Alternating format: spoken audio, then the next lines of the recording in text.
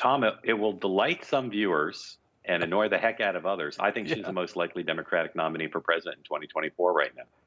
Holy mackerel. Did you talk about this on your show with some of your folks? We've talked about Hillary Clinton a bit. We didn't this week, but I said the same thing last night during the special coverage of President Trump's speech, and I Uh-huh. expected a torrent of negative reaction. Instead, I got a trickle of people saying, "Yeah, that could be right."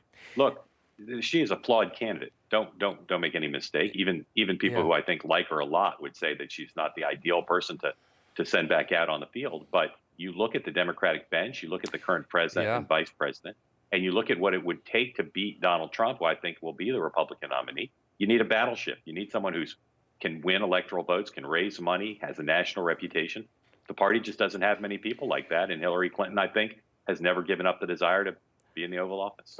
Mark, do you think that this is about her running again or about she and former President Clinton trying to grab the establishment of the Democratic Party and pull the party back away from the likes of Bernie Sanders and Elizabeth Warren and AOC, who are increasingly defining what it means to be a Sure. Democrat today? I think it started as the second, and it's morphed a bit into the first as they've looked around and seen the prospect. Hmm. I think they're one of the few groups of people, the two of them are amongst the few in the Democratic Party who, from the Democrats' point of view, have woken up to the reality that if the Democrats don't get their act together soon, Donald Trump will win re-election, and the Clintons don't want that to happen. And as they've analyzed the party's move to the left, as they've analyzed, Tom, the vacuum of leadership that exists in the party, I think they've thought about it and they've said, well, who could stop Donald Trump? Who could unite the Democratic Party's various wings? Because right now, make no mistake, the Democratic Party is more divided than the Republican Party, despite the dominant media harping all the time about pro-Trump, anti-Trump, never Trump. And the Clintons have a history of uniting the Democratic Party, of finding that sweet spot.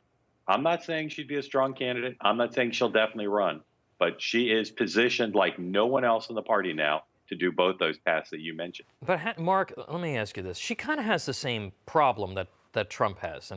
Now, as a couple, the Clintons have more baggage than Samsonite, as they say, but she has a massive likability problem on top of all of that.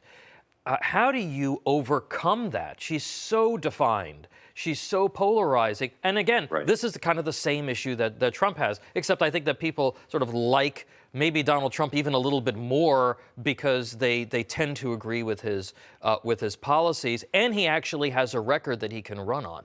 But how do you get over the likability factor? Well, I'd just add to your list before I answer your question about Hillary Clinton. Donald Trump also, without a doubt, you don't have to be a supporter of Trump to understand this. He was and is the leader of a movement. She never really was, and that's a big difference, I think. Look, how do you overcome the likability factor? I believe we've had two straight presidential elections where something was true, which could be true if we saw a Trump-Clinton face-off.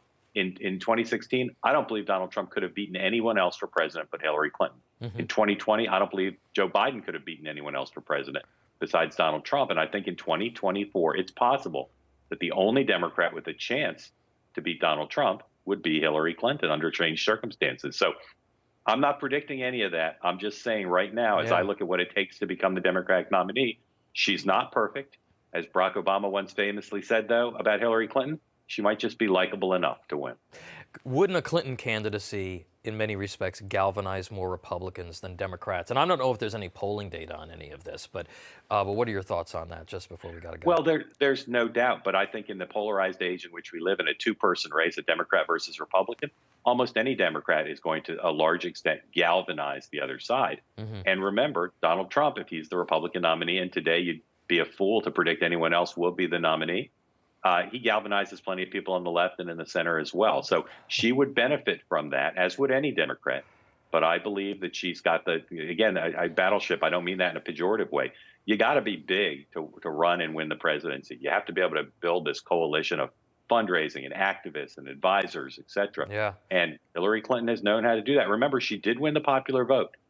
She did win the popular vote. She's not unpopular against Donald Trump with tens of millions of Americans. Well, it does say your point about what it says about the Democrat bench is so key there. You look at it. I'm not sure if the Democratic Party can be pulled back toward the center in a real way at this I agree. point, especially after Biden has demonstrated that he's being controlled by the far left. They actually run Washington right now. All right, we're going to continue to follow this. Mark Halperin, always great having you, my friend. Have a great day, Tom.